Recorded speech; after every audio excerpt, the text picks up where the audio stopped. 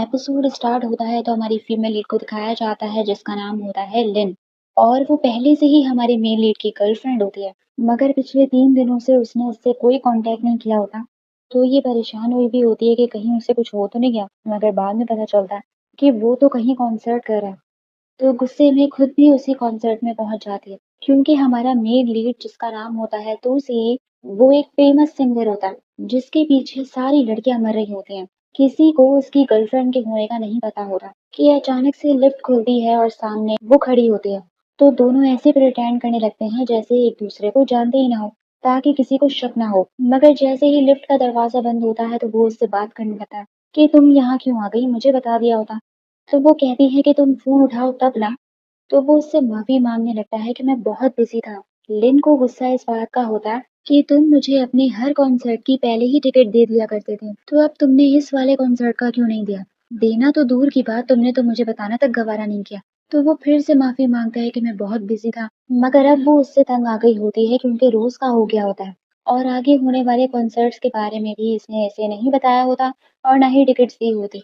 और ऊपर से इसके फैंस इसकी जोड़ी किसी और के साथ बना रहे होते हैं, जिससे वो और आँख को हवा दे देते हैं और इसे ऐसा लगता है कि शायद उसकी ज़िंदगी में इसकी वैल्यू अब खत्म हो गई है, इसीलिए ये ब्रेकअप कर कर चली जाती है। वो चली जाती है और वो शौक खड़ा ही रहता है। अब घर आकर वो उसकी और अपनी सारी पुरानी वीडियोस को देख-देख कर डिलीट कर रही होती है। और इन वीडियोस से हमें पता चलता है कि ये इसकी स्कूल फ्रेंड होती है, जो कि बाद में इसकी गर्लफ्रेंड बन जाती है। और जब ये कुछ भी नहीं था, तब सिर्फ यही इसकी नंबर 1 फैन बनी हुई थी और इसे मोटिवेट करती थी और इसके हर कॉन्सर्ट में आती थी। इसी वजह से इसे बुरा लग रहा होता है कि अब जब वो सुपरस्टार बन गया तो अब मुझे वैसी इम्पोर्टेंस नहीं दे रहा।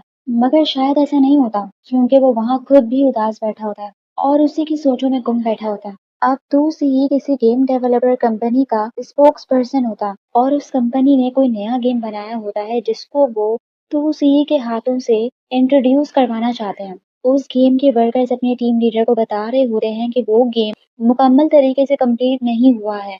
अभी भी कुछ चीज़ें करना बाकी हैं, मगर टीम लीडर उनकी एक नहीं सुनता और आज ही 2 सीई से वो गेम खिलवाने लगता है टेस्ट के लिए। सारे वर्कर्स डर रहे होते हैं कि अगर कुछ हो गया तो, मगर टीम लीडर कहता है कि कुछ नहीं होगा और उससे गेम खिलवा देते हैं। अब इतने में ही लिन के पास किसी की कॉल आती है कि तुम्हारे बॉयफ्रेंड का एक्सीडेंट हो गया। अगर उसे बचाना चाहती हो तो यहाँ आ जाओ। वो परेशान हो जाती है और इस बात पर हैरान भी कि इसे कैसे पता कि 2 सीई मेरा बॉयफ्रेंड है। तो खैर ये पहुंच जाती है उसी जगह जहां उस बंदे ने इसे बुलाया होता है। वहां पता चलता है कि ये वही वर्कर होता है जो उन्हें गेम खेलने से मना करा था। ये लिन को तो सीई के पास ले आता है और उसे बताता है कि तुम्हारा बॉयफ्रेंड गेम के अंदर फंस गया है। और लिन को उसे हाथ लगाने से भी मना करता है कि अगर गलती से भी डिस्कनेक्ट हो गया ना गेम, तो ये हमेशा हमेशा के लिए गेम में फंस जाएगा। वो इसे पकड़कर मारने लगती है कि तुमने किया क्या है इसके साथ। वो इसे सारी कहानी बताता है कि गेम अभी पूरे तरीके से बना था ही नहीं, डेफिनेटली इसमें प्रॉब्लम तो होनी ही थी। और कहता है कि इसे बचाने का अब सिर्फ एक ही तरीका है कि तुम इस गेम के अंदर जाओ और इस गेम को पूरा कंप्लीट करो। तो उसे ये इस गेम से बाहर तभी आ सकता है जब ये गेम पूरा कंप्लीट होगा। लिन उससे पूछती है कि ये बताओ कि तुम्हें मेरा कैसे पता चला। तो वो बताता है कि मुझे टू सी को बचाने के लिए किसी सिंसियर इंसान की जरूरत थी, क्योंकि इसके एजेंसी वाले इस गेम कंपनी के साथ मिले हुए हैं और तुम्हारा पता मुझे इसके फोन से लगा। और अपने फ़ोन के कवर में इसने तुम्हारे नाम का टिकट रखा हुआ था, जिसका मतलब है कि उसने इसके लिए टिकट पहले ही तैयार कर रखा था। ये देखकर वो खुश हो जाती है। वो वर्कर बताता है कि इस गेम में जाने के बाद तुम्हारे पास सिर्फ 3 लाइफ लाइन्स होंगी। अगर तुम्हारी भी इस गेम में डेथ हो जाती है, तो फिर तुम्हें और इसे कोई भी बाहर नहीं निकाल सकता। मगर वो अपनी जान की परवाह नहीं करती और उसे बचाने के लिए गेम खेलने लगती है। जैसे ही गेम स्टार्ट होता है तो उसकी आँख खुलती है और वो किसी कमरे में होती है, वो भी लड़के के गेटअप में। मगर उठते ही वो शोपीस पर लात मारती है जिसकी वजह से शोर-शराबा हो जाता है और कमरे के अंदर कुछ लड़कियां आ जाती हैं जो इसे लड़का समझकर इसके साथ रोमांस करने आई होती है। असल में वो जगह ही ऐसी होती है जहाँ वो होती है। उन लड़कियों को वो अपने आप से दूर कर रही होती है, मगर इतने में उसकी मूंछ खुद ही निकल जाती है और उन लड़कियों को पता चल जाता है कि ये तो लड़का है ही नहीं, जिसकी वजह से गार्ड्स आ जाते हैं और उसे पकड़ने लगते हैं। अपनी जान बचाकर वो भागती है और नीचे आ जाती है, मगर जैसे ही उसकी नज़र सामने पड़ती है तो 2 सीए उसे नज़र आ जाता है, मगर किसी लड़की के साथ। उसे बाहों में लेकर खड़ा होता है। ये देखकर वो आँख बबूला हो जाती है और गुस्से में चीखने लगती है, मैं तुम्हें छोड़ूंगी नहीं, मार दूंगी। जैसे ही ये वर्ड वो बोलती है वहां सबको लगता है कि कोई कातिल आ गया है। इसीलिए वो सीधा आकर लिन को ही चाकू मार देते हैं, जिससे उसकी एक लाइफ लाइन गेम शुरू होते ही खत्म हो जाती है। अब राउंड 2 शुरू होता है और दोबारा से उसकी आंख वहीं से खुलती है। वो उठते ही दोबारा जैसे ही उस शो पीस को लात मारती है तो वो इस बार पकड़ लेती है ताकि वो लड़कियां अंदर ना आए, और एकदम से इसे अपने पूरे कैरेक्टर की इंट्रोडक्शन मिल जाती है और गेम का मकसद भी। इससे बताया जाता है कि ये थर्ड प्रिंसेस है जिसकी शादी पहले ही थर्ड प्रिंस से हुई भी है, यानी कि 2CE से, क्योंकि वो थर्ड प्रिंस होता है। इस गेम का मकसद और इसका मिशन यही होता है कि 2CE को किंग बनाना, जो कि बहुत मुश्किल काम होता है क्योंकि उसे किंग बनने में कोई इंटरेस्ट नहीं होता, उसको म्यूजिक में इंटरेस्ट होता है। और यहाँ पर भी वो इसीलिए ही आया होता है। सबको लग रहा होता है कि शायद वो यहाँ तफरी करने के लिए आया है। वो लोग इसे खुश करने के लिए डांस कर कर दिखा रही होती हैं, मगर इसको उनमें तो इंटरेस्ट होता ही नहीं है। वो उल्टा इन्हें पियानो बजाना, गिटार बजाना सिखाने लगता है कि तुम दोनों सही डांस नहीं कर रही हो, मैं तुम्हें सिखाता हूँ डांस कैसे करते हैं। इसका असिस्टेंट शर्मिंदा होने लगता है कि लगता है कि ये पूरा क्रैक हो चुका है, और उस लड़की को अपनी बाहों में लेकर जो खड़ा था वो भी सिर्फ उसे डांस सिखाने के चक्कर में था। वहां ऊपर लिन के साथ वही दोबारा सीन होता है कि लड़कियां आ जाती हैं उसके कमरे में, मगर अब ये अकल से काम लेती है और उन्हें बांध कर उन्हीं के कपड़े पहनकर नीचे आ जाती है। तो दोबारा वही सीन हो रहा होता है कि वो उस लड़की को लेकर अपनी बाहों में खड़ा होता है।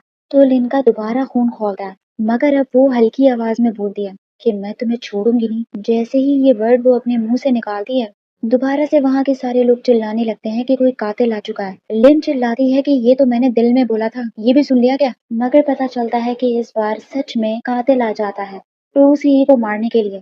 तो ये देखकर लिन बीच में कूद पड़ती है। वो कातिल जैसे ही लिन की शक्ल देखता है तो चाकू मारते मारते हटा लेता है, और लिन टूसीई की खैर खैरियत पूछने लगती है कि तुम ठीक तो हो ना, और कहती है कि देखा यहाँ पर भी हम दोनों कपल ही बने हैं। अब इतने में वो कातिल भागने लगता है तो लिन उसके पीछे भागती है। अब कुछ दूर जाते ही वो रुक जाता है और उससे कहता है कि ये क्या किया आपने? अगर अपने हस्बैंड को बचाना ही था तो मरवाने का ऑर्डर क्यों दिया? वो हैरान हो जाती है कि क्या, ये मैंने कब किया? तो पता चलता है कि इसने खुद ही ने अपने शौहर को मरवाने का ऑर्डर दिया होता है, और उस जगह पर भी वो मेंस के गेटअप में इसीलिए बैठी थी ताकि उसकी मौत का तमाशा देख सके। वो शौक हो जाती है कि ये कितना कॉम्प्लिकेटेड गेम है। वो किलर पूछने लगता है कि आपने ऐसा क्यों किया और उसे क्यों बचाया? तो उसके सामने नाटक करने लगती है कि बिल्कुल इसके पीछे मेरा रीजन है, मगर इतने में ही पीछे से कोई आने लगता है तो वो किलर डर के मारे भाग जाता है और तू सी ही आता है। तो तू सी ही को देखकर वो इमोशनल हो जाती है और भागती हुई आने लगती है उसे हक करने के लिए, मगर वो उसे रोक देता है। सारा रोमांटिक मोमेंट पानी पानी हो जाता है और उल्टा उसे डांटने लगता है कि क्या तुम मुझ पर छुप कर जासूसी कर रही थी जो वहां पर भी पहुंच गई। और मियाँ बीवी होने के बावजूद भी वो उसे अपने साथ चेयर में नहीं बिठाता बल्कि उसके लिए अलग मंगवाई होती है।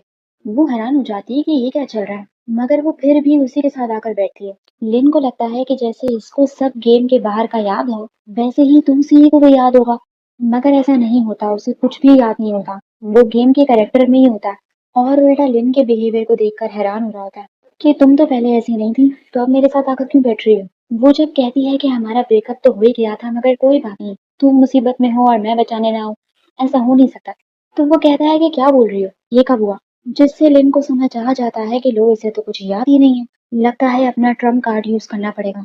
एकदम से उसके करीब आने लगती है और उसी के एल्बम के सॉन्ग गाने लगती है ताकि उसकी याददाश्त वापस आ जाए, मगर ये सुनते ही वो दूसरे ही पल उसे अपनी चेयर से बाहर निकालता है कि मैंने अपनी जिंदगी में भी इतने बेकार सॉन्ग नहीं सुने।